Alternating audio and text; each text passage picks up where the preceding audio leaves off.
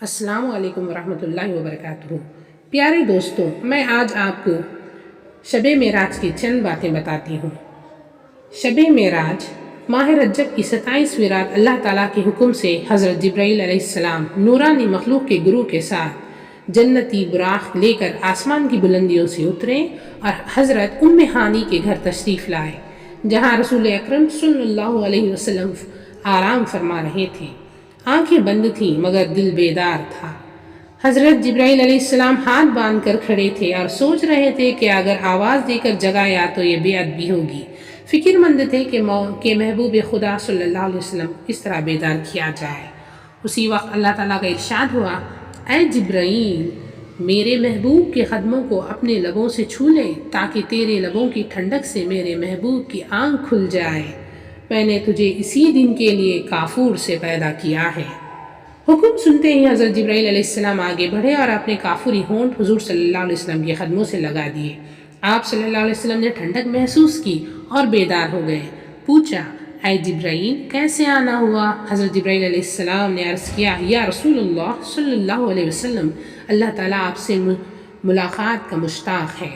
اس کے بعد آپ صلی اللہ علیہ وسلم کے لیے ایک سواری پیش کی گئی جس کا رنگ سفید اور خچر سے کچھ چھوٹا تھا، بجلی کی رفتار سے چلتا تھا، اسی مناسبت سے اس کا نام براق تھا۔ پھر آپ صلی اللہ علیہ وسلم اس پر سوار ہوئے اور جہاں تک آپ کا نگاہ جاتا براق وہاں تک پہنچ جاتا اور جبرائیل علیہ السلام کے ساتھ روانہ ہوتے گئے۔ سب سے پہلی منزل مدینہ منورہ تھی، جہاں اتر کر آپ صلی اللہ علیہ وسلم نے نماز ادا کی۔ جبرائیل علیہ السلام نے کہا، یہ وہ جگہ ہے جہاں آپ ہجرت فرما کر واپس آئیں گے۔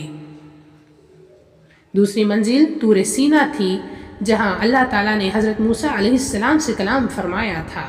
تیسری منزل بیت اللحم تھی، جہاں حضرت عیسیٰ علیہ السلام پیدا ہوئے۔ چوتھی منزل بیت المقدس تھی، جہاں براق کا سفر ختم ہوا۔ بیت المقدس پہنچ کر آپ صلی اللہ علیہ وسلم براق سے اترے اور اسی جگہ باندھا جہاں تمام انبیاء کرام اپنی سواری باندھتے تھے۔ ہیکل سلیمانی میں داخل ہوئے تو تمام انبیاء کرام موجود تھے۔ نماز کے لیے صفیں بندھی اور رسول اللہ صلی اللہ علیہ وسلم نے سب کی امامت فرمائی۔ پھر آپ صلی اللہ علیہ وسلم کے سامنے 3 پیالے پیش کیے گئے، ایک میں پانی، دوسرے میں دودھ، تیسرے میں شراب۔ آپ صلی اللہ علیہ وسلم نے دودھ کا پیالہ اٹھایا۔ حضرت جبرائیل علیہ السلام نے مبارکبادی دی کہ آپ نے فطرت کا راستہ اختیار کیا ہے۔ پھر ایک سیڑھی لائی گئی جس کے ذریعے آپ صلی اللہ علیہ وسلم کو آسمان کی طرف لے جایا گیا۔ عربی میں سیڑھی کو معراج کہتے ہیں اور اسی مناسبت سے اس سارے واقعے کو معراج کہا گیا۔ پہلے آسمان پر پہنچے تو دروازہ بند تھا۔ فرشتوں نے پوچھا، کون ہے؟ جبرائیل علیہ السلام نے اپنا نام بتایا۔ پوچھا، تمہارے ساتھ کون ہے؟ فرمایا، محمد صلی اللہ علیہ وسلم۔ پوچھا گیا، کیا انہیں بلایا گیا ہے؟ فرمایا، ہاں۔ پھر دروازہ کھول دیا گیا اور آپ صلی اللہ علیہ وسلم کا استقبال کیا گیا۔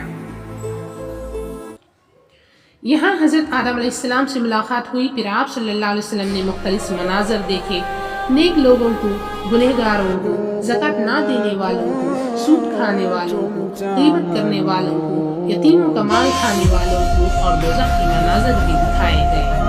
جہنم کے داروغ سے بھی ملاقات ہوئی۔ پھر دوسرے آسمان پر حضرت یحییٰ علیہ السلام اور حضرت عیسیٰ علیہ السلام سے ملاقات ہوئی۔ تیسرے آسمان پر حضرت یوسف علیہ السلام، چوتھے آسمان پر حضرت ادریس علیہ السلام اور 5ویں آسمان پر حضرت ہارون علیہ السلام اور 6ٹھے آسمان پر حضرت موسیٰ علیہ السلام اور 7ویں آسمان پر حضرت ابراہیم علیہ السلام سے ملاقات ہوئی۔ آخر کار آپ صلی اللہ علیہ وسلم سدرۃ المنتہا تک پہنچ گئے۔ حضرت جبرائیل علیہ السلام نے فرمایا، یا رسول اللہ، اس سے آگے میں نہیں جا سکتا، اگر بال برابر بھی جاؤں گا تو میں جل جاؤں گا۔